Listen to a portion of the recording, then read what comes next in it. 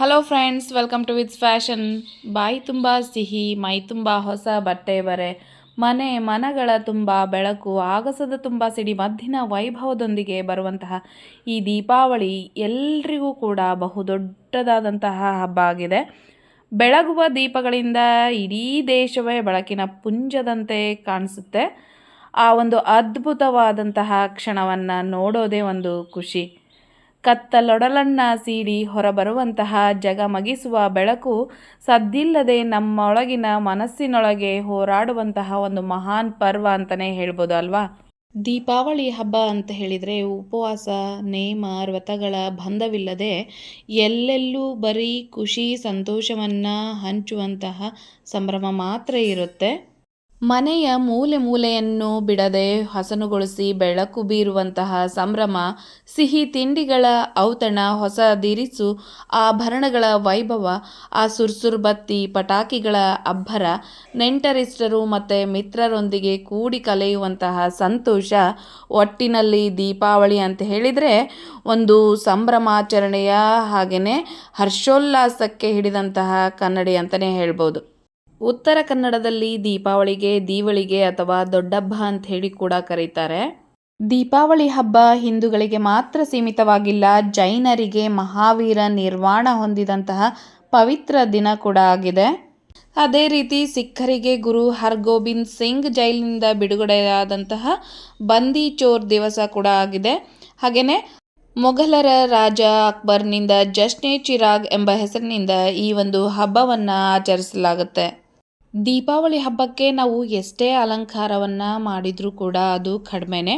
ಹಾಗೆಯೇ ಎಷ್ಟೇ ತರಹೇವಾರಿ ತಿಂಡಿ ತಿನಿಸುಗಳನ್ನು ಮಾಡಿದರೂ ಕೂಡ ಅದು ಕೂಡ ಕಡಿಮೆನೇ.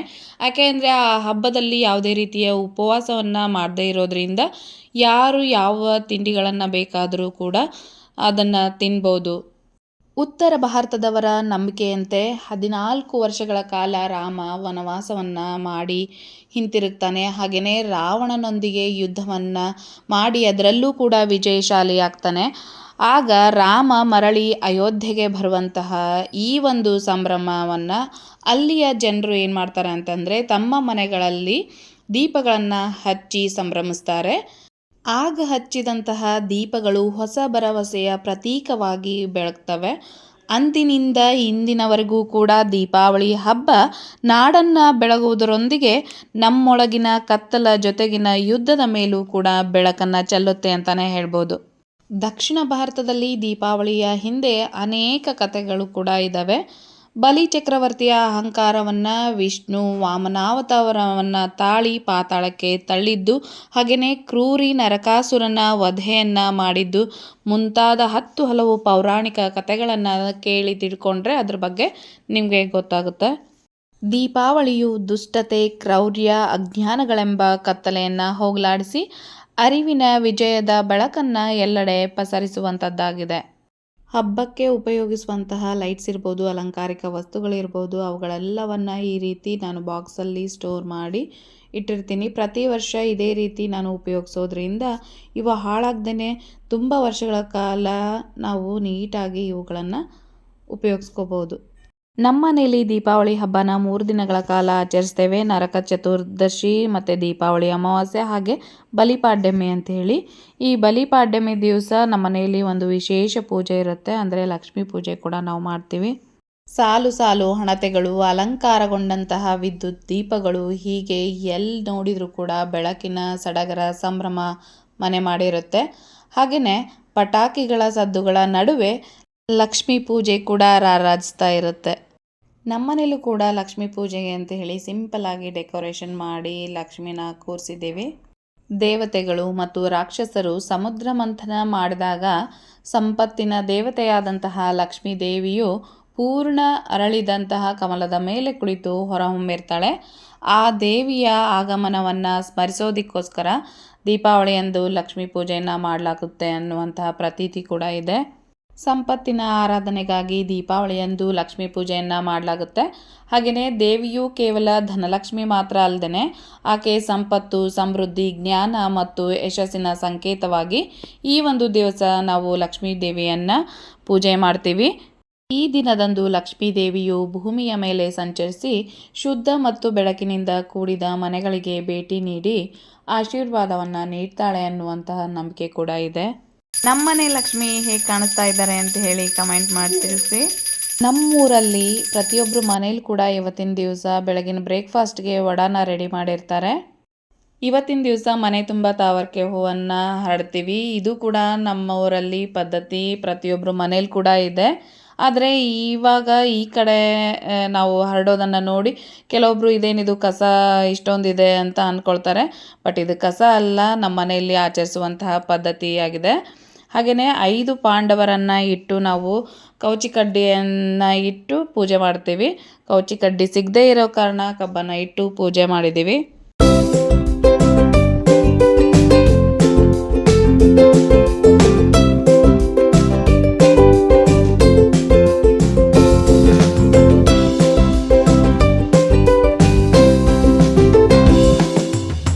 ಜ್ಞಾನದ ಬಲದಿಂದ ಜ್ಞಾನದ ಕೇಡು ನೋಡಯ್ಯ, ಜ್ಯೋತಿಯ ಬಲದಿಂದ ತಮಂದದ ಕೇಡು ನೋಡಯ್ಯ, ಸತ್ಯದ ಬಲದಿಂದ ಸತ್ಯದ ಕೇಡು ನೋಡಯ್ಯ ಅನ್ನುವಂತಹ ಬಸವಣ್ಣನವರ ವಚನ ಎಷ್ಟೊಂದು ಅದ್ಭುತವಾಗಿದೆ ಅಂತ ಹೇಳಿದರೆ, ಅದರ ಅರ್ಥ ಅಜ್ಞಾನವೆಂಬ ಕತ್ತಲೆಯನ್ನು ಹೋಗಲಾಡಿಸಲು ಜ್ಞಾನವೆಂಬ ಬೆಳಕು ಅತ್ಯವಶ್ಯಕವಾಗಿ ಬೇಕು. ಅದೇ ರೀತಿ ದೀಪದ ಬೆಳಕಿನಿಂದ ಕತ್ತಲು ದೂರವಾಗುತ್ತೆ. ಸುಳ್ಳು ಕ್ಷಣಿಕ ಮಾತ್ರ, ಸತ್ಯದ ಮುಂದೆ ಸುಳ್ಳು ನಿಲ್ಲಲಾರದು ಅಂತ ಹೇಳಿ. ಹೊರಗೆ ಮಳೆ ಬರ್ತಾ ಇದ್ದಿದ್ದರಿಂದ ದೀಪಗಳನ್ನೆಲ್ಲ ಹಚ್ಚಿ ಮನೆ ಒಳಗಡೆನೆ ದೀಪಗಳನ್ನು ಜೋಡಿಸಿ ಅಲಂಕಾರ ಮಾಡಿದ್ವಿ. ಹಾಗೆಯೇ ಕೆಲವೊಂದು ದೀಪಗಳನ್ನು ಮಾತ್ರ ಹೊರಗಡೆ ನಾವು ಇಟ್ಟು ದೀಪಗಳನ್ನು ಬೆಳಗಿಸಿದ್ವಿ.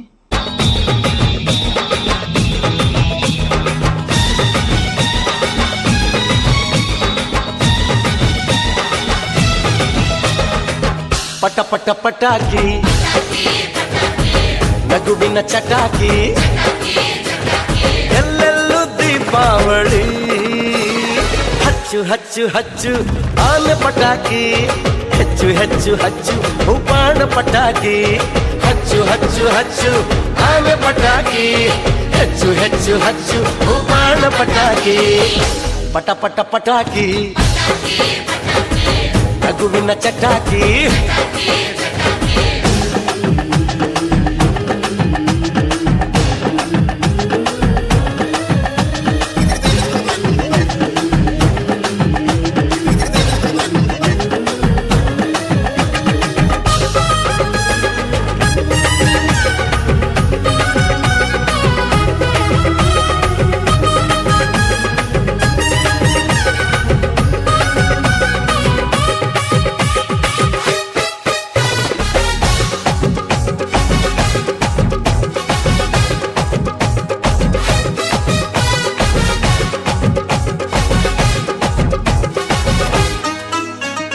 ಜೀವನ ದಿನ ದಿನ ಮಿನುಗುತ್ತಿರಲಿ ಜ್ಯೋತಿಯ ಥರ, ನೋವಿನ ಕ್ಷಣ ಕ್ಷಣ ಸಿಡಿದು ಬಿಡಲಿ ಬಾಂಬಿನ ಥರ.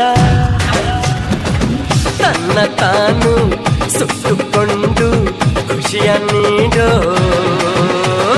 ತ್ಯಾಗಿ ಕಣೋ ಪಟಾಕಿ. ಹಚ್ಚು ಹಚ್ಚು ಹಚ್ಚು ಆನೆ ಪಟಾಕಿ, ಹೆಚ್ಚು ಹೆಚ್ಚು ಹಚ್ಚು ಉಪಾಣ ಪಟಾಕಿ. ಹಚ್ಚು ಹಚ್ಚು ಹಚ್ಚು ಆನೆ ಪಟಾಕಿ, ಹೆಚ್ಚು ಹೆಚ್ಚು ಹಚ್ಚು ಉಪಾಣ ಪಟಾಕಿ. ಪಟ ಪಟ ಪಟಾಕಿ ನಗುವಿನ ಚಟಾಕಿ.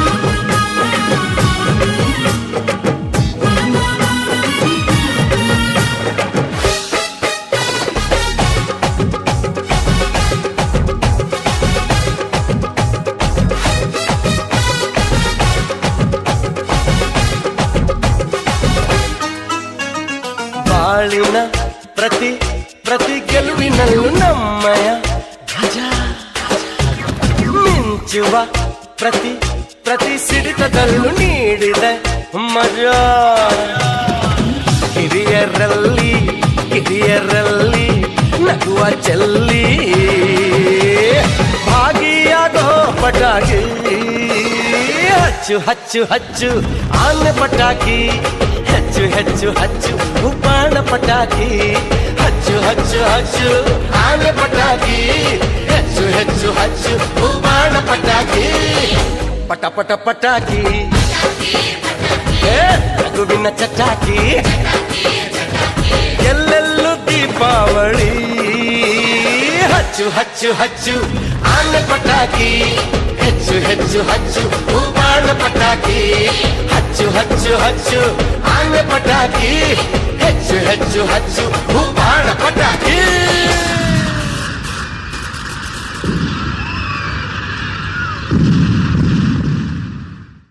ಹೀಗಿತ್ತು ಇವತ್ತಿನ ಒಂದು ಲಾಗ್. ನಿಮ್ಗೆಲ್ರಿಗೂ ಇಷ್ಟ ಆಯಿತು ಅಂತ ಅಂದ್ಕೊಳ್ತೀನಿ. ಇಷ್ಟ ಆಗಿದ್ರೆ ಒಂದು ಲೈಕ್ ಮಾಡಿ, ಹಾಗೆ ನಮ್ಮ ಚಾನಲ್ನ ಸಬ್ಸ್ಕ್ರೈಬ್ ಮಾಡಿ, ನಿಮ್ಮ ಫ್ರೆಂಡ್ಸ್ ಆ್ಯಂಡ್ ಫ್ಯಾಮಿಲಿಗೆ ಈ ವಿಡಿಯೋನ ಶೇರ್ ಮಾಡಿ ಅಂತ ಹೇಳ್ತಾ ಇವತ್ತಿನ ವಿಡಿಯೋನ ಇಲ್ಲಿಗೆ ಎಂಡ್ ಮಾಡ್ತಾ ಇದ್ದೀನಿ. ಮತ್ತೊಂದು ವಿಡಿಯೋದೊಂದಿಗೆ ಮತ್ತೆ ಸಿಗ್ತೀನಿ. ಅಂಟಿಲ್ ದೆನ್ ಟೇಕ್ ಕೇರ್, ಬಾಯ್.